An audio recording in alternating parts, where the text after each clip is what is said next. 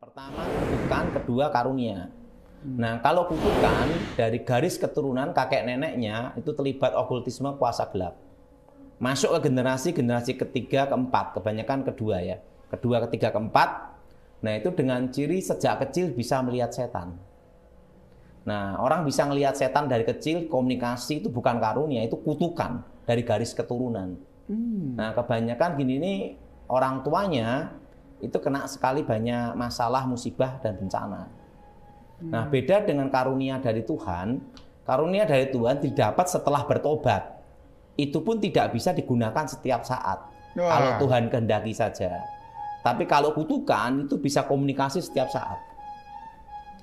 Karena berarti ada hubungan ikatan batin roh ya. Kalau yang dari Tuhan itu kita tidak bisa semaunya. Tetapi kalau Tuhan yang mau, Tuhan yang menentukan, ini bisa. Iya, di saat betul. Dibutuhkan. Iya. Tetapi justru kalau itu kutukan, kapan saja dia bisa masuk dan keluar. Ya, betul. Oh, begitu. Nah, itu berarti tidak otomatis orang ini bisa lepas, tapi harus dideklarasikan, harus didoakan secara khusus. Diputuskan dalam nama Yesus. Oh, ada yang bilang Pak katanya, perjanjian darah sedemikian kan tidak semudah itu diputuskan. Harus ada langkah-langkahnya, misalnya. Terutama itu pertobatannya. Pertobatan dan kelahiran baru. Kalau orang lahir baru pasti udah lepas. Nah, jadi pertanyaan, kita sudah lahir baru belum, itu aja. Nah, misalnya orang ini sudah lepas generasi kedua, Pak. Tapi bapaknya, generasi yang pertama, maksudnya generasi kedua bapaknya ini anak generasi ketiga ya. Misalnya dari kakek ke bapak kan ke anak. Anak bertobat, tapi bapaknya belum. Masih mengikat. Nah, gini bentrok atau enggak? Enggak. Kayak anaknya bertobat ya lepas. Itu urusan bapaknya. Karena begitu percaya Yesus, bertobat lahir baru itu putus langsung. Nah, biasanya kalau kan pertobatan itu pribadi. Nah, biasanya kalau ada perjanjian darah ini kan pasti ada benda yang dijadikan semacam tandanya atau gitu enggak, Pak? Misalnya benda-benda pusaka atau patung-patung atau jimat-jimat. Ada. Nah, ada yang berupa kayak taring harimau atau tulang harimau atau tulang manusia, berbagai macam ya. Nah, itu melepaskannya itu maksudnya dibakar, kadang itu hilang nggak Pak? Dibakar hilang, nanti kembali, nanti dibakar sulit, nah kayak gitu-gitu. Harus didoakan dulu dalam nama Yesus. Intinya dalam pemusnahan kekuatan gaib itu adalah dilakukan dengan api. Penting kena api. Nah, katanya, loh mereka itu kan tempat tinggalnya di api, kok bisa dimusnahkan dari api? Nah, justru kembali ke asal usul. Dari api kembali ke api. Namanya dimentahkan. Nah, kalau ada orang yang tinggal buang itu ke laut, buang itu ke sungai, ke danau, gimana? Itu dilarung. Itu biasanya tetap menghantui juga. Tetap menghantui. Semua kekuatan jimat, kekuatan pusaka apapun harus dilewatkan dengan api. Karena dipercaya sebelum saya bertobat, setan tercipta dari unsur api. Nah, kan Tuhan tidak pernah menciptakan setan. Tuhan menciptakan malaikat, sepertiga malaikat jatuh dalam dosa, jadilah setan. Nah, dari api kembali ke api, itu namanya netral. Makanya bentuk pusaka apapun, begitu dilakukan dengan api, itu netral. Sehebat apapun. Makanya pusaka yang hebat apapun, kebakaran ya kena. Ya. Oke. Nah, terus ini lagi nih Pak. Kalau kita ini diwarisi benda-benda pusaka dari leluhur, harus diterima atau ditolak? Karena kadang-kadang itu ngomongnya gini, kalau nggak diterima nanti kakekmu nggak mati-mati. Terimaan dulu, nanti kamu bakar terserah. Nah, itu boleh atau enggak sih? Diterima untuk dimusnahkan enggak apa-apa. Gitu. Harus dimusnahkan. Gini ya, tidak semua keris itu ada kekuatan gaibnya. Ada keris tertentu yang dibikin era sekarang atau baru untuk seni art namanya. Itu enggak ada masalah. Yang enggak boleh itu keris yang ada kekuatan gaibnya. Apalagi sudah memakan darah dan lain sebagainya. Iya, betul. Lah, kalau nyimpen benda-benda warisan dari leluhur, Pak, kayak gitu itu pengaruh enggak dengan kehidupan kita? Gimana? Menyimpan benda-benda pusaka atau benda-benda warisan dari leluhur di masa lalu. Tergantung benda pusakanya ada kekuatan rohnya tidak. Kalau ada kekuatan rohnya, itu mengandung kutukan. Biasanya kalau yang mengandung kutukan itu rumah itu banyak penampakan gitu. Itu tanda-tanda utamanya ya Pak ya? Tanda-tandanya itu pasti itu. Ya. Nah, berbicara masalah penampakan Pak, setan itu asal-usulnya itu dari mana sih Pak? Apakah dari sepertiga malaikat? Sepertiga malaikat. Dari sepertiga malaikat dari itu? Dari dulu sampai sekarang, setan itu tidak bertambah dan tidak berkurang. Ya, jadi harus ada garis poin di sini. Berarti manusia yang mati tidak mungkin jadi setan? Tidak bisa. Karena asal-usulnya setan dengan manusia udah beda. Nah, gitu loh. Manusia kan diciptakan dari debu tanah. Nah, setan kan roh, udah beda. Asal-usul udah beda. Nah, kalau kayak materi dasarnya beda gitu, Pak. Setan itu kenapa Pak kadang-kadang bisa menyentuh fisik manusia? Bisa. Tapi biasanya pakai perantara tetap. Misalnya angin, misalnya topi bisa terbang. Nah, tapi tetap ada perantara. Lah kalau kayak modelnya fenomena kayak kekuatan setan sehebat apapun yang tidak bisa langsung diambil setan adalah roh manusia. Karena itu milik Tuhan.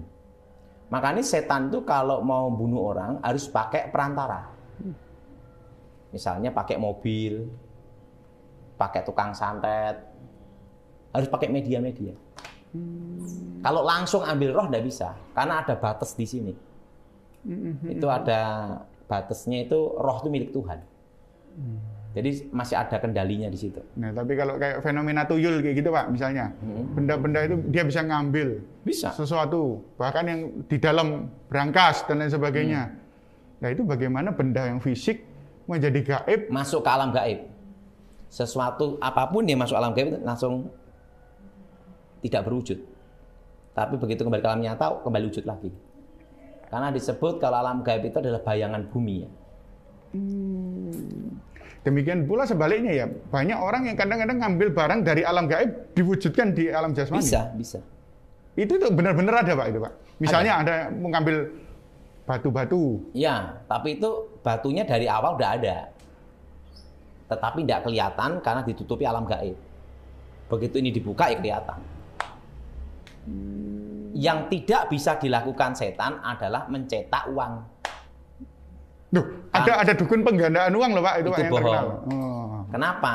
Karena di sana tidak ada percetakan. Karena itu kan setiap cetakan uang itu kan harus ada tanda serinya. Kan bukan BI gitu loh. Iya. Nah, setan itu tidak bisa menciptakan yang tidak ada menjadi ada, itu tidak bisa. Harus ada materinya. Dia bisa mengubah ke bentuk yang lain, memindahkan, tapi tidak bisa menciptakan. Mencipta tidak bisa, ada batas di situ. Makanya ada bedanya ciptaan dan pencipta.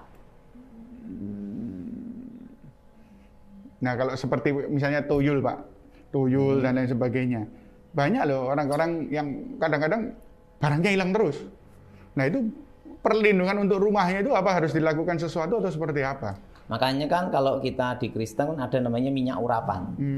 Nah minyak urapan itu adalah tanda milik Tuhan atau wilayahnya Tuhan. Biasanya dikasih setiap pintu-pintu ya. Bukan cuma pintu depan tok ya Pak ya? Ya semua pintu lah. Hanya ngolesin doang gampang. Iya. Tapi jangan setiap hari, yang senang pabrik minyak. Oke. Iya. Oke. Terus kemudian itu Pak, kalau misalnya berbicara mengenai apa itu namanya tempat, nah wilayah ini kan ada yang namanya tanah terkutuk, ada yang tanah tidak tanah-tanah yang bagus. Kan kalau kita lihat dari rumah, oh ini jelek ini tanahnya, bagus ini tanahnya. Kita bisa melakukan sesuatu nggak terhadap itu? Misalnya punya toko. Terus orang bilang, oh tanahmu ini tanah jelek, tanah terkutuk. Dulu misalnya ada penumpahan darah atau apa di sana. Nah itu bisa dilakukan sesuatu enggak? Untuk masalah tanah itu ada 3 tanah. Pertama, tanah terkutuk. Tanah terkutuk ya. Kedua, tanah netral. Ketiga, tanah yang diberkati. Nah ini baru tahu. Ada tanah terkutuk saya tahu, tanah netral saya tahu. Tanah diberkati ini ada juga Pak? Nah didoain pendeta. Oh. Diberkati. Nah, tanah netral itu di mana tempat itu tidak pernah ada kasus pembunuhan atau terjadi kutukan. Itu namanya tanah netral. Nah, apakah bisa dilakukan sesuatu, Pak? Ini sudah terlanjur nih, rumahnya sudah di tanah, tanahnya tidak baik. Nah, ya disucikan dengan darah Yesus. Makanya ada doa pemberkatan itu kan menjadi berkat. Makanya disebut tanah diberkati. Harus rumah yang menjadi miliknya sendiri atau misalnya dia dipinjami orang juga bisa melakukan? Semua bisa melakukan. Semua itu tergantung iman, kembali ke iman. Nah, gimana? Ya. Enggak, karena ada orang yang bilang, loh ini bukan hakmu ya, enggak bisa kamu doakan tanahnya orang. Enggak. Doa tidak dibatasi dengan hakmu dan hakku. Tergantung iman. Menurut Bapak, kalau fenomena orang bisa terbang, itu benar atau enggak? Seperti di Kalimantan itu kan terkenal ada yang namanya Panglima Burung, Panglima Kumbang. Orang bisa terbang. Itu biasanya lompatan ya. Lompatannya jauh. Bisa. Oh begitu.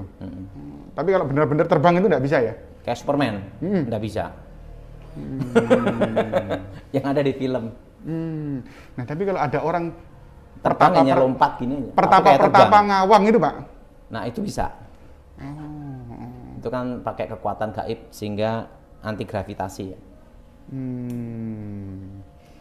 Nah, menurut Bapak, kayak di daerah-daerah Afrika, itu kan banyak pendeta-pendeta itu yang jalan di atas air dan lain sebagainya. Itu asli atau palsu? Kita tidak bisa menghakimi ya. Kalau kita tidak lihat sendiri. Karena Alkitab ujilah setiap roh ya. Kan maksudnya pendeta Kristen kan? Iya. Ya, kita tidak bisa menghakimi. Tapi kalau saya lihat di anu itu, Pak, di kisah itu ada banyak pendeta-pendeta itu yang masih mempertahankan ilmunya loh di masa lalu itu. Nah, itu yang tidak boleh. Itu okultisme ya. Harus diputuskan, bertobat itu, dilepas. Tapi kebanyakan orang kata-katanya begini, lah ilmu ini kan berguna bagi saya. Khususnya banyak yang saya dengar cerita itu di Kalimantan, Pak. Misalnya untuk dia bisa, ya seperti Bapak bilang, lompat tinggi untuk menghindari kejaran hewan. Itu terang dan gelap tidak bisa bersatu. Jadi kita ini mau ke Tuhan atau mau ke setan. Seperti saya setelah bertobat kan jadi manusia biasa. Merasakan ya namanya capek. Setelah itu sudah tidak kebal lagi. Dan saya pun dipukul sekarang langsung masuk rumah sakit. Saya jadi manusia biasa. Makanya pakai disinfektan ya, Pak ya. Untuk mengalahkan corona pakai disinfektan. Iya. Nah, sekarang lagi, Pak. Membunuh jarak jauh itu ada enggak, Pak? Ada. Itu namanya dengan menggunakan kekuatan roh, batin. Kebanyakan itu dengan kekuatan pikiran. Kesalahannya itu ditimpakan kepada yang order atau kedukunnya juga ikut menanggung? Semuanya tetap. Tapi yang order terutama ya. Nah, itu bagaimana bisa, Pak? Maksudnya orang bisa membunuh dari jarak jauh sementara itu tidak terlacak, tidak ada bukti sama sekali. Tapi kalau itu terjadi berarti sudah tidak ada lagi orderan pembunuh bayaran. Nah, kenapa? Tidak semua orang punya kemampuan tinggi seperti itu. Di antara 1000 dukun belum tentu ada satu. Apalagi zaman sekarang banyak dukun palsu daripada dukun beneran.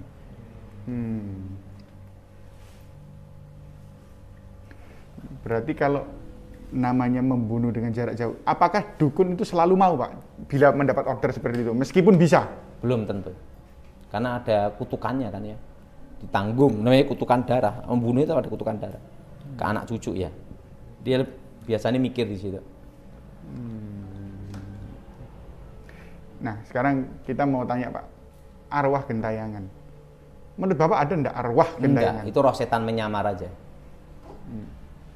Jadi tidak mungkin ada namanya arwah itu gentayangan? Enggak ada. Nah, zaman dulu itu kalau di kebudayaan Chinese nih misalnya, ada anaknya meninggal, kemudian dia panggil pemanggil arwah, Pak, pemanggil arwah untuk memasukkan anak itu. Rohnya anaknya datang, itu bukan roh anaknya, roh setan menyamar aja. Karena gini ya, pada itu kita mati itu langsung terputus. Yang dalam Tuhan langsung ke Firdaus, yang tidak dalam Tuhan ke dunia bawah, dunia orang mati. Langsung terpisah, detik itu juga. Nah yang keluyuran itu roh setan menyamar aja. Menarik, Bapak tadi bilang dunia orang mati.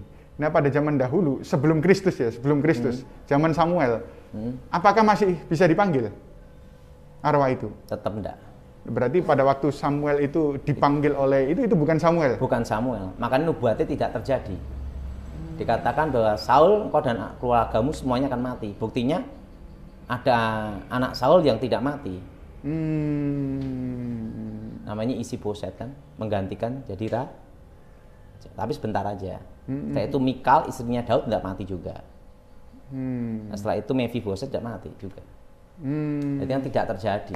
Buahnya Saul bunuh diri malahan. Berarti pemanggil arwah itu tipuan semua ya Pak? Iya, betul. Nah sekarang Pak, sekarang saya tanya, nah yang merasui manusia itu sebenarnya setan atau roh orang mati? Pasti setan ya? Setan. Tidak ada kerasukan roh orang mati, tidak ada. Oke? Nah sekarang terakhir Pak ya, ini tanya ya. Kalau itu kemasukan setan, kita harus tahu akarnya atau hanya ibaratnya orang itu punya otoritas sebagai hamba Tuhan untuk mengusir? Otoritas saja. Kita tidak perlu sampai akar-akarnya, itu kurang kerjaan juga. Tapi intinya dia terlibat kuasa gelap itu karena apa? Nah itu yang diputuskan. Tapi kalau kita mau simak sampai dosa masa lalunya apa diingat-ingat semua kan bisa pelepasnya berapa hari belum lepas. Yang penting intinya itu apa? Akar masalahnya apa? Ini putusin terus. Kan semua orang punya dosa masa lalu. Gimana Pak Irman? Kan tidak mungkin satu-satu disebut semua. Kalau menurut saya sih intinya aja apa? Kalau kutu keturunan, kutu keturunan.